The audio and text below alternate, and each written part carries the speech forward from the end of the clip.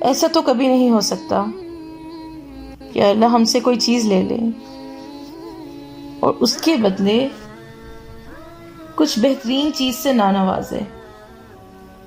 ہاں، یہ ضرور ہو سکتا ہے کہ وہ جو تم سے کچھ اس نے لے لیا ہے اسے ہی تمہارے حق میں بہترین بنا کر تمہیں واپس لوٹا دے۔ اس کی حکمتیں، اس کی مصلحتیں تم نہیں سمجھ سکتے، لیکن وہ تمہاری تکلیف سے بخوبی واقف ہے، آشنا ہے۔ وہ بس آزماتا ہے کہ میرا بندہ میری محبت کے لیے کس حد تک جا سکتا ہے۔ دعائیں، التجائیں، سبھی کچھ وہ سنبھال کر رکھتا ہے، اور پھر ان ذریعوں سے تمہیں نوازتا ہے کہ تم دنگ رہ جاتے ہو، دیکھتے رہ جاتے ہو۔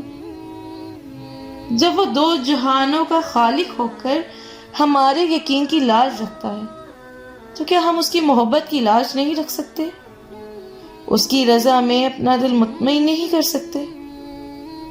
جب وہ ہمارے لاڈ اٹھاتا ہے تو کیا ہم اس کے ایک حکم کے سامنے سر نہیں جھکا سکتے؟ اس جیسی محبت تو کوئی نہیں کر سکتا، مگر ہاں، ہم اس کی چاہت کا احترام تو کر سکتے ہیں،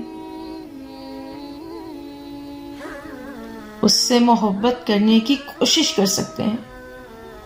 تو پھر کیوں نہ اب اس کے حکم کا انتظار کیا جائے اور اب اس سے محبت کی جائے جس کی محبت قربان ہے ہم پہ۔ تو کیا ہوا اگر وہ ایک پھول تمہیں نہ مل سکا؟ ہو سکتا ہے سارا باغ تمہارا مقدر ہو۔ اور میرے رب کو دل خوب مطمئن کرنے آتے ہیں۔